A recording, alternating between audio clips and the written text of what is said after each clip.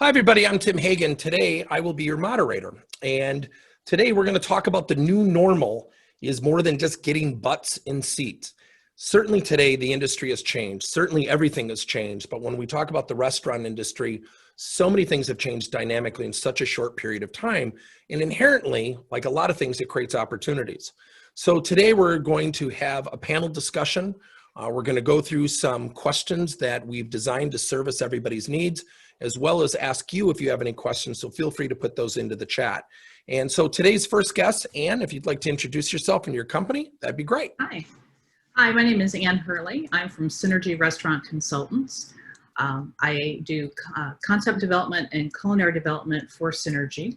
And I've been with the firm for about 3 years, have an extensive food service background, everything from fine dining to Whole Foods Market to research and development. And very excited about this topic today. I think there's a lot of great ideas and insights and things that we can share. Awesome. Thanks, Ann. Danny? Mm-hmm. Hey, everybody. How are you? Great to have you on board. My name is Danny, one of the managing partners of Synergy Restaurant Consultants. Dean and I started over 30 years ago. We've worked internationally for large chains, independent operators, startups. If you looked at us as a toolbox of needs or abilities with a large cadre of subject matter experts to help with product development, branding, design, interior design, etc. And we are very excited to be part and collaborating with the Howard Company and how we can bring information and also potential solutions to challenges that everybody is facing in today's world. So I'd like to keep these introductions short so we can get to the meat of the matter. So Tim, back to you. Let's get started. Cool. And speaking of the Howard Company, introduce yourself, Rod Humphrey. Yes, my name is Rod Humphrey. Been with the Howard Company, I think about 10 months now. Been in the restaurant technology industry space for about 14 years. Done everything, sold everything from fixtures to drive-thru timers to BI tools. So I pretty much have a broad spectrum of industry. So I'm here to also put input in and learn. Cool. Grant? Grant Gusky, Regional Vice President for the Howard Company. I've been with the Howard Company for 10 years. And for those of you on the call that don't know who the Howard Company is, we started as a point of purchase display company and morphed into really a company that supports restaurants with menu boards as well as drive-through equipment. And with what's going on with the pandemic, the niche that we created in the drive-through where we can handle every aspect of it has really been a fortunate niche that we are able to help all the restaurants that are really exploring and expanding their drive-throughs. Awesome. So everybody, today we're going to start off with some questions that we actually created as a collective group. And so the first question we'll throw at you, Ann, is it possible to create consistent guest experiences across all touch points, both physically and virtually? Absolutely, and I think it's a point that has been important for restaurants as long as restaurants have been around. Obviously, the details have changed. The guest experience these days is all about low touch and high impact out of necessity, but it also creates an environment for creativity as well. And at the same time, restaurants have to demonstrate their understanding of and their commitment to two really big ideas, which again are evergreen, that they understand their guests' needs, wants, and expectations. And of course, that they're doing everything possible to make it easy for guests to do business with them. You know, when you talk about touch points, obviously online is by nature touchless. But at the same time, it's not just about putting everything on your website and hoping people can figure it out. Obviously, that the content of your website, the layout, the design, all the interaction points have to be really simple and intuitive because people don't buy confusing. And if your website, if they're trying to do online ordering, if it's cumbersome, if it's not intuitive, people will likely go somewhere else. And you know, it's been proven over the last several months that customers want to support restaurants by ordering online directly through the restaurant because people are more sophisticated now about third-party delivery and the charges that the customer pays, and of course the restaurant pays. So there's a great opportunity to really streamline that online experience.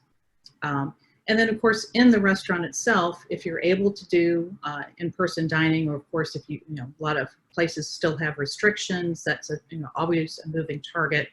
Before COVID, it was all about menu item customization, and then third-party delivery was convenience. Convenience is now morphed into a critical need. So, excuse me.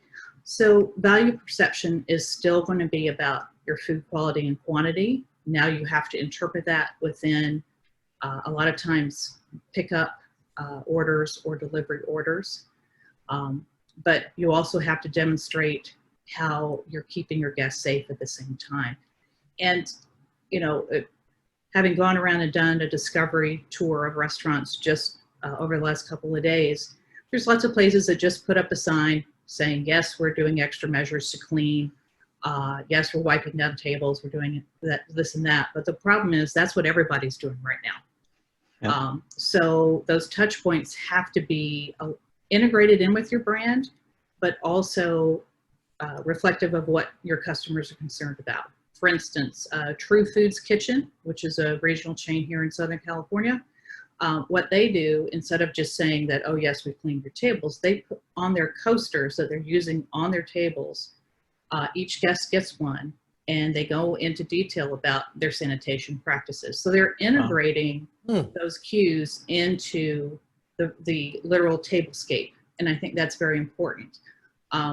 Other restaurants have been doing health check stickers so that the employees, it's, you know, kind of certified that yes, I've had my temperature taken, and yes, I've done the protocols. But I think here again, instead of making that a generic message, putting the actual date and time of when they were checked, it just raises that level of care in the customer's eyes. So I think that's very, very important. Cool. Anybody have anything else to add to that? Thanks, Ann. Appreciate it. Mm-hmm. Well, I think that today's consumer is educated, and they want everything. They want fast service. They want a touchless option. They want good food.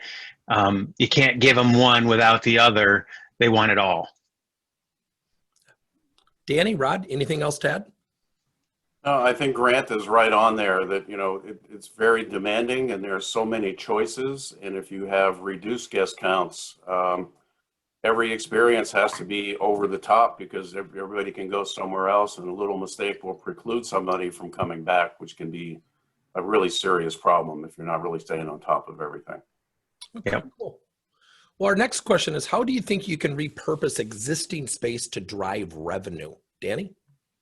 Yeah, you know, flexibility, and I'm sure there's going to be a lot of things here that we're going to talk about that are sort of repetitive or redundant, but I think it's definitely worth mentioning is, you know, if you're stagnant, you're not going to succeed in this business. You have to keep your eyes open. I think you have to be open to any possibility and just stay flexible and really challenge yourself to say, what if, and could I do this? And if I could, what would that require, and what would the benefit potentially be? So when we work with clients, it's about sales per square foot. So it's not like butts and seats because you have limited seating. You know, we're fortunate in California to have, you know, great weather where, you know, a lot of restaurants have just taken over streets and alleys and turned it into dining rooms, in some instances larger than what they had, which is, you know, very beneficial. You know, we're coming into winter, which is going to be a real challenge for a lot of areas across the country. So how can you maximize your square footage for what you have, build upon it, and grow? So taking your dining room, repurposing your dining room, could it be a mini market? Can people be doing a better job of picking up product, you know, at the restaurant, making it as easy and as fast, to Grant's point, as possible? So multiple pickup stations potentially, and just over the top service would be a really good way to start. Using your available interior space and taking what you're currently doing and expanding. So take out meals, heat and eat meals, prepared foods. If you have inventory items you can sell along with your food, A lot of states are allowing alcohol to go, which, you know, I certainly hope that that will continue after the restrictions are lifted. It works now. I hope it will continue to work in the future because it's a great opportunity to build sales. So I think there's a lot of opportunities there as well. So we have the holidays coming up, and I think there's a lot of opportunity. You know, Halloween, you know, could you be doing hot cider thermoses with some snacks for trick-or-treaters? You know, we have Thanksgiving meals, we have Christmas. So I think there's going to be a lot of opportunity to replace cooking at home and build your brand awareness, not only for this season, but I think also to think about it can also potentially help keep you at top of mind for next year or the next promotion and all of that sort of thing. So I think that's a big opportunity there. I think another thing is, can you differentiate yourself from everybody else? And if you can, you know, what would that look like? And Ann's going to talk a little bit later about, you know, get your meal and get a pass to a drive to a movie, delivering flowers to finish your tabletop at home. Now, what can you do to create a dine-in experience in someone's home that'll create a more memorable experience for the guest, and they'll remember you in the future and have you come back. So, you know, and I think they're also looking at packaging. You know, it's not necessarily always about cost and reducing the cost of packaging, but if you did a really great job of packaging, the food got there hot and fresh, and it looked really good, and it had good branding and tamper-proof. We can't forget tamper-proof. It's memorable, and people will remember you over your competition. And, you know, lastly, in that regard, if there's a little something extra you can give them, maybe it's a little a sweet treat for the end. That's just, they weren't expecting it. It wasn't part of what they paid for, but it was just a little surprise in the bag or in the packaging. They go, wow, that was really cool. I've been to a lot of places where I don't remember much, but I remember something I got at the end that just sort of reminded me to go back there again in the future. So differentiation, and what can you do to excite them to want to come back and look at you. So, and then we talked about the outdoor space, and, you know, so how can you utilize outdoor, indoor space? And a little bit later, we're going to talk about flexibility in terms of new design, you know, and that sort of thing. So Tim, I'll hold there for a moment and see if you want to ask any questions or follow-ups. Sure. Anything, guys from the Howard Company, anything to add? Well, I want to add something. I had a point on your first question. I'm going to tie it into the second question. One thing we got to look at about what we're talking about is disposable income. We got two ways. We got disposable income on the first wave of the consumer, as we talk about the butts and seats, and we have a disposable income on the restaurant level. And right now, when we look at the consumer, people are very picky about where they're going to spend their disposable income because COVID has affected everyone, mostly everyone, in a negative impact. So they look at it as, per se, if I'm going to spend X, Y, Z, what type of experience can I have? You know, and the experience that the customer have, we have to be flexible to understand that every customer wants a different experience. You know, illustration, Grant's the type of person who wants to talk a lot. I'm a type of person who wants to be quiet. So our experience is different. So we have to be flexible to understand what our customer wants from us at that point. Also, when we talk about repurposing, when you talk to a restaurateur about repurposing already space, you're talking about revenue that can be going somewhere else. So we got to be careful how we present, how we can possibly make their environment more friendly to a consumer, because they don't have that kind of money to spend. So when we're talking, we want to ask questions. How can we help you increase revenue? And when we start talking about change, a lot of times it's interpreted, okay, I got to spend more money. So there's a very fine line when we go in and start talking about, you know, butts and seats. How can we fulfill and obtain the max amount of revenue we already have without turning people off, whether it's the consumer or the customer that we're servicing? So I think at this point, from a standpoint, we have to do more listening instead of say, hey, I got this great idea. Because as soon as you go to a person who's responsible for overhead, headcount, labor, paper, everything costs them money from utilities, it's almost that we got to get their input of how can we use what they currently have without any more expenditure. So I think that's what we're dealing with. are we going to be open next month or we're not going to be open? So the sensitivity, we have to keep that. We have to understand that even from a sensitivity from a restaurant, but also from the consumer. How much money do I not have now? And if I want to take my family out, what kind of experience am I going to get? Yep. Anything to add, Grant?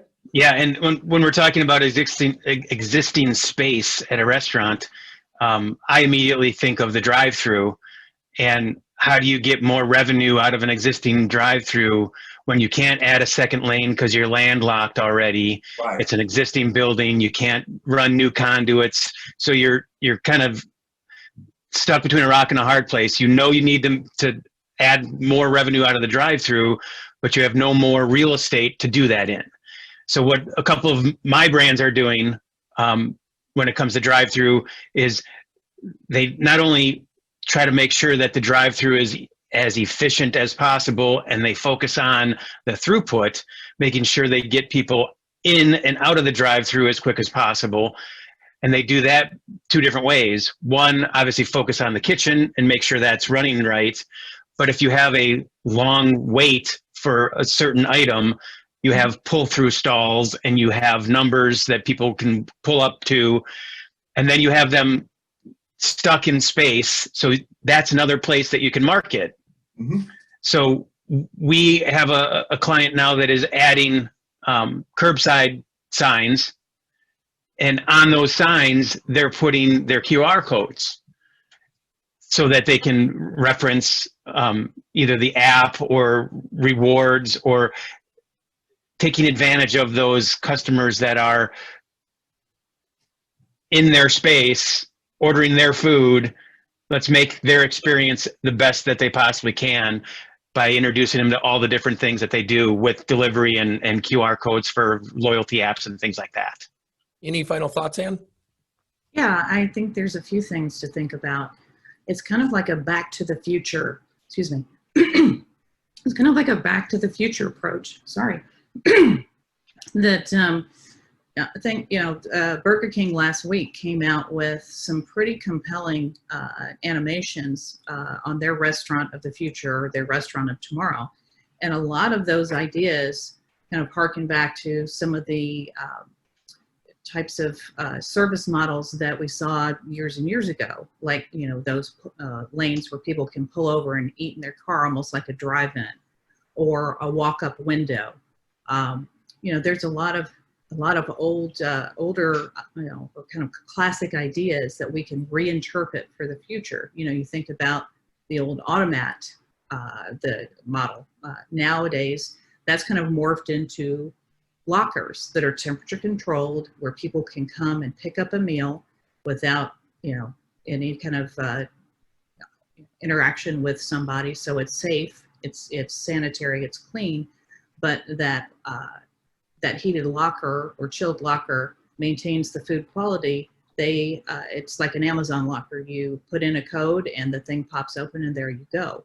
So I think there's a lot of creativity that can be implemented, again, based on some of these tried and true techniques that we reinterpret with marketing messages, promotional messages, whether we do that through the phone or with signage. I think there's also a great opportunity to, to create those moments of interaction with also packaging. Danny mentioned putting like a little treat in the bag. Maybe there's a checklist in that to-go order bag where someone has physically checked off, I got all the cutlery, the condiments, I've checked the quality, I've checked the tamper seal, and they sign it. So there again, it kind of comes back to that reinterpreting hospitality. You may not have a one-on-one interaction, but there's technology, there's signage, there's different ideas where people can interact. You can interact with your customer in a way that's still safe, touchless, and sanitary. So I think there's, again, it's an opportunity. When you put constraints around something, it gives you kind of a pond to play in, and you can start to become creative within those confines. And I think that there are a lot of opportunities there to express your brand and serve your customers. And you bring up brand, sorry, Tim, but you bring up brand, and I think that's one of the key things is when you're adding these curbside signs or adding something to the drive-through or adding the acrylics inside the store to keep your customers safe, you have to stay consistent to the brand and not just throw up something from Home Depot. That's the key, is to stay consistent with the brand and keep your customers safe, not just keep them safe. Exactly. Yeah, and I think one more quick point is language is very important there. So for instance, if you said something like sanitize for your protection, that sounds very institutional. But if you say it's, I'm so fresh and so clean, if that fits with your brand personality, there again, it's a way to reinforce those touch points. So I just wanted to mention that real quick. Danny? Sorry, Danny. Yeah, just before we move on, because it's interesting when we do these, everything sort of runs together, but it's all good. Right? It always does. But I think I would remiss if we didn't say, for me, two things. One, we also have to be very sensitive to our team, our internal team, and if they're happy and they're safe, they're going to deliver a much better experience. And culturally creating that sense of urgency and them understanding the brand and feeling comfortable in the environment, I think is really key. And that gets down to management, great communication, great systems and processes on the inside. Then I think that leads to my other point before we move on, is that, I think the more people deal with technology, the more interaction they want with a human. I don't know if anybody remembers, like in the 90s, there was a book, like 10 megatrends. And one of the biggest trends there was the theory of high tech, high touch. And the more technology you deal with, the more you have a sense of wanting or belonging or wanting some personalization. So again, the internal team really being well educated, great culture, think Chick-fil-A as a perfect example. That people want to have someone that they can comfortably speak to, respond to, have help them in addition to the technology. So finding that balance, I think, is really important. So, well, right. And I think a lot of these things lead into some of the things that have popped up in terms of needs and, what's become more urgent, and certainly the communication, the messaging staying within brand. What are some of the other things that you're seeing in the industry currently, Danny, in terms of things that have popped up as a result of all of this? Well, I think, again, just trying to think outside the box. And I think, going forward, and I think Ann referenced the whole idea of the Burger King new prototype. There's a lot of different ways to satisfy guests and get quality and get product to them. And anybody that wants to see that, I think, should really have a look-see and take a look at it. But, and technology and ease and being able to get your product as quickly as you can is great, as the highest quality you can get fitting within your brand is really going to be the key going forward. So anyway. Anybody like to add to that? Since I get accused of talking too much, I'll let somebody else talk. Go ahead, Ann. Go ahead, Ann. So I think, Danny touched on technology. I think that's going to be a critical investment for operators going forward, especially for independent operators or small chains. What tends to happen, as we know, is that various technology solutions get slotted in.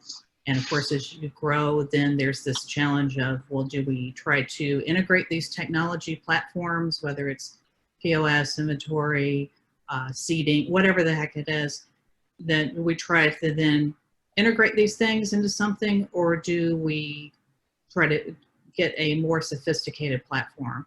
I think, and to be sensitive to comments about price, technology is not cheap, but as you do move forward and grow, hopefully over time, that your sales opportunities are also growing in number and complexity, because now instead of just dine in, you've got drive-through, you've got curbside, you've got online. And so having an integrated and comprehensive solution is going to be important, again, as you move forward. Also, on the kind of the flip side of that, training is a critical need now. Obviously, we have sanitation protocols, we have seating protocols that are changing. Winter is coming, so a lot of places won't be able to take advantage of outdoor. So helping support your frontline folks who are making all this happen on a daily basis is critically important to keep good people and also not let them feel like they're on their own, that they can, that they're being supported with good processes, good protocols internally, and that they're able to meet customers' changing expectations, that that the employee is also safe and they feel like they know what they need to do. Please go ahead, Rod. I want to say something. Go ahead, Rod. Go ahead. Point, but we got to remember something. We're still in the people business. Mm-hmm. When we become too inundated with technology, we forget the human interaction that the customer wants. So I agree to one spectrum that technology is great. But what drives the consumer to come back is the interaction, the experience. We're in the people business, and we mentioned Chick-fil-A, but we got to go back to the basics that our parents taught us. How do we treat people? Treat people like you want to be treated. And I think sometimes we get caught up in the speed of service and not making a customer feel good about coming there that day. We get caught up in accuracy and not having a simple conversation. And you know, we've all been customers. If someone's nice to me and makes my order, do I really care? Right. Well, and I was going to kind of dovetail off of that, Rod. That's a good point. Is that, you know, with the heavy takeout packaging, right? One of the points I wanted to make was, you know, you got to make sure double check, triple check, triple check, make sure the order is accurate.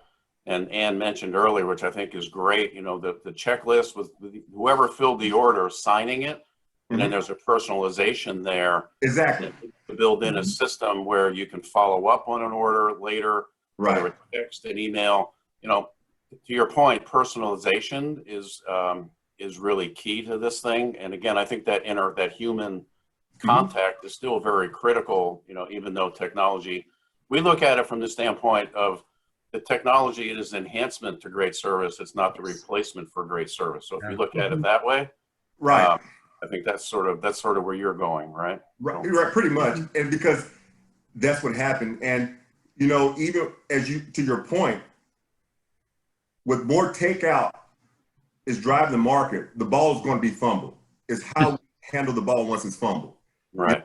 And Exactly. that's what you're talking about. The customization is how fast we pick up the ball. Or like I said, if we have a great experience, you're not going to eliminate errors. You're not. Let's go ahead and put that out there. The ball's going to be fumbled. It's how we take care of the ball once it's on the ground. Right. Customers want. Yep. And they want a consistent experience. If you're in a franchise, doesn't matter what location you're at, they want the same experience at each location, the same food, the same polite service, the same relationship that they have at the local store. Right. Well, it kind of leads into, so what are some of the things that our operators can do to improve the revenue without spending a huge price tag? Yeah, I think that people tend to look at, cost of goods and labor. Those are the two biggest P&L lines on anybody's profit and loss statement. Right. But I think you can save a lot of pennies, and we all know if you're in this business, it's a pennies business. And so anything you can do to improve, your cost of goods and labor, that's important. And again, there is a lot of technology and software out there that can really help manage your cost of goods. Look at your food costs, look at where you may be wasting product. We spend a lot of time with our clients talking about managing gap, meaning what you should have used versus what you actually used, and how can you mitigate or reduce that gap in cost of product, because that gets you to a better consistency of product and a better cost of goods. But just looking at equipment usage, are you turning equipment on at the right times? You have it running too long. Utility costs are going up, especially if you're running your HVAC more now. You have more concentrated filtration systems. All of these things raise your costs, or there are ways where you can maybe shrink that by just really monitoring how you're utilizing the equipment. And timers aren't terribly expensive. If you could put timers in to help when you turn AC on, turn AC off, given enough time to filter the restaurant, for safety purposes. When you turn on the grills, the ovens, to maximize, the use of utilities where you can, I think is really important.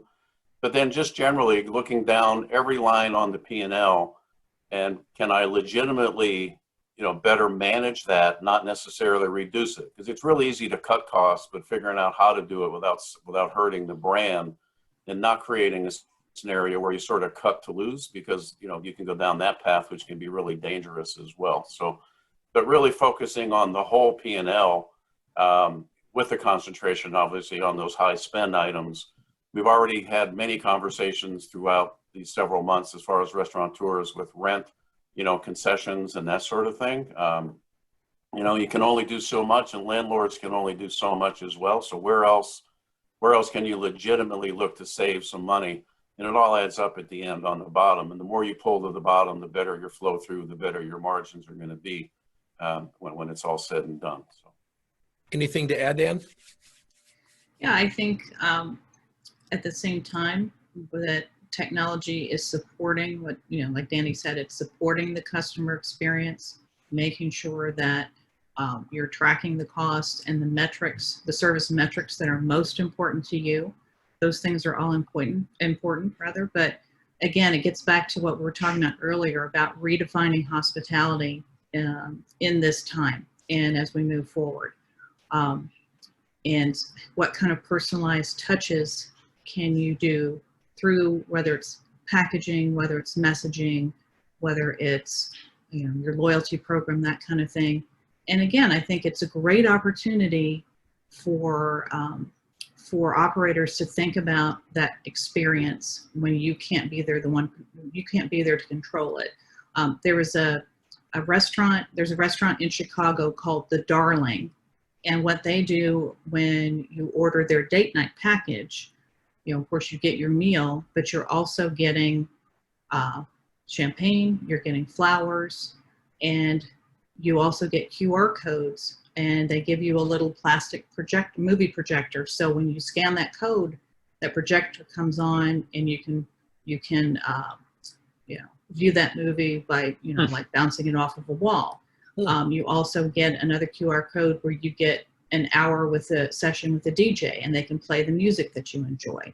Now, obviously everybody can't do these things, but the point is that how can we move beyond the ordinary, or take experiences that we've already created in the restaurant and morph them into something that will work in a touchless environment. Zaxby's, for instance, is doing date nights in their drive-thru. So, there again, people, get their food, they pull off into a parking lot, and they're treated to different flowers, things like that. Again, it's like, how do we take the reality of today and turn it into something that can be special and memorable, so that people will want to come back? Because to our earlier point about experience, it's true, people have limited money these days. And so when they do make the effort to go out, which is a bigger effort than it used to be, it's like, how are we going to reward people? How are we going to thank people? How are we going to reinforce the fact that, yes, we're thrilled you're with us, and we want you to come back, and we're here for you. We understand, again, those needs, wants, and expectations, and we're being creative in the way that we're fulfilling those needs, wants, and expectations. So, and if I can just add one other thing, go ahead, real quick. I'm sorry. Amanda brought up building check, and I thought there's some really interesting stuff going on with artificial intelligence, and there's some articles about White Castle, and I think McDonald's are testing through their drive-through, through their loyalty programs. When you hit a certain point in the drive-through, the technology reads your license plate, and it changes the menu boards to suit more to your specific wants and desires. And so, that's almost like scary, but it's pretty interesting, kind of cool at the same time. So exactly, and it in terms of suggested selling, upselling, marketing more specifically, that's a really fascinating concept. And I think MasterCard is working with them on some of those things. And it also, you don't have to reach for a card. Your credit card is already built into your program, so that you get a customized order. Here's what I liked before. Here's something you may want to try, and I can get paid for, and there you go. So that's a whole nother world that is really, really fascinating, and something to look for going forward in further testing with some of these bigger chains. So.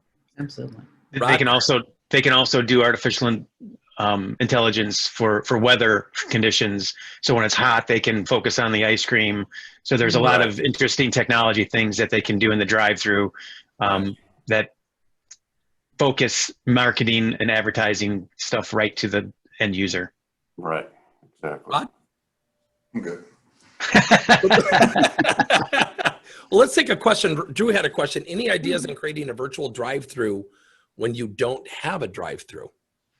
So that's a very interesting question, and we had a local company right by our office that was a sit-down bar type restaurant that had a virtual drive-through that they put in, and now they did it very inexpensively. They had the yard signs that they put in, and they were able to have people come up, and somebody would walk out to the car and get the order and walk back in. So it really depends on the space you have.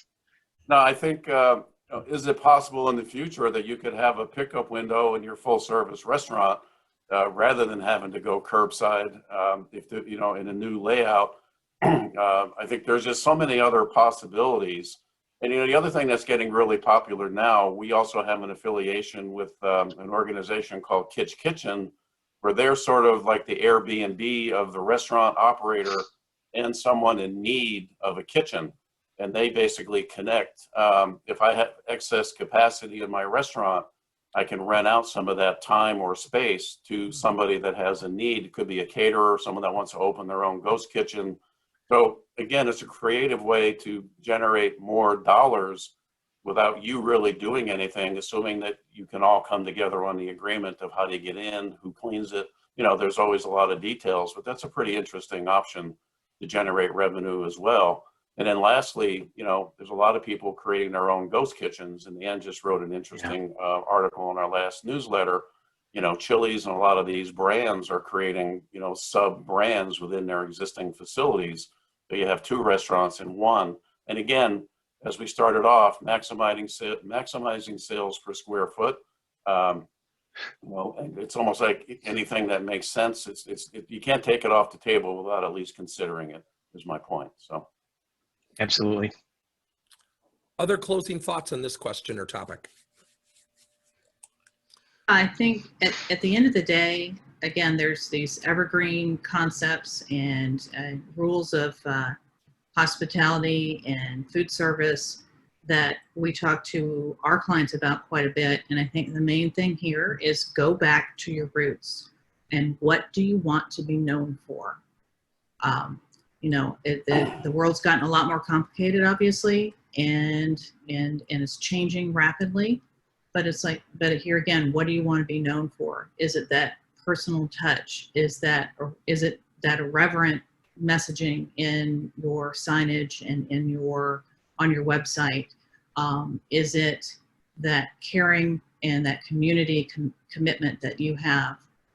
What is it? And then how do you creatively reflect and create those new touch points that will help increase check average, will keep customers coming back, and make you one of their restaurants of choice. So I think it's said that idea never goes away. It's gotten a little more complicated, but it's never more necessary than it is right now. Yeah, the first step is to know who you want your restaurant to be, and then to make it consistent throughout all the locations. Bingo. Yep. Mm-hmm. Final thoughts, Rod Humphrey? I think they all make good points. One idea is to piggyback on what Ann said, what do you want to be known as, and maximize that. I think with this situation, as folk have made our customers focus on what's more beneficial for them to provide. Yep. Danny? Yeah, and I think, Rod, you hit on a really great point earlier is, collaboration in these scenarios is really key. It's like, how can we assist and really listen to our clients and help them? How can you, as Howard Company, listen to their needs and everybody collaborate to find the best ways for the restaurateur, to really be successful. So you know, we always say in our team is that we don't really care who had this great idea, as long as a great idea came out of things. And you don't take an idea off the table until you fully explored it. And something that may have sounded kind of weird in the beginning, you know, by the time you talk through it, you end up with something pretty good. So just don't give up too easily, because there's a whole lot of good stuff that you can do. Right. Yep. Well, thanks everybody. Thanks to our panelists. This is a great discussion. And I think when we titled this, you know, more than just butts and seats, hopefully you got a lot of good ideas. We'll get the recording out to people. Please visit the Howard Company and the Synergy Company. Danny and Ann, how would they get a hold of your company? Synergyconsultants.com, and through our LinkedIn page and through our Facebook and also through our website. Okay. Grant, the Howard Company? HowardCompany.com, LinkedIn, our Facebook page. We're hard to miss. You could also search drive-thru, and we're the first company that pops up. Okay, There you cool. go. Rod, what's your private phone number? Thanks, everybody. Appreciate your time. I just wanted to make sure. Thanks, everybody. We'll get the recording out to you. Everybody stay safe and have a great weekend. All right. Thanks, you Thanks, too. everybody. Take care. Take care. Mhm.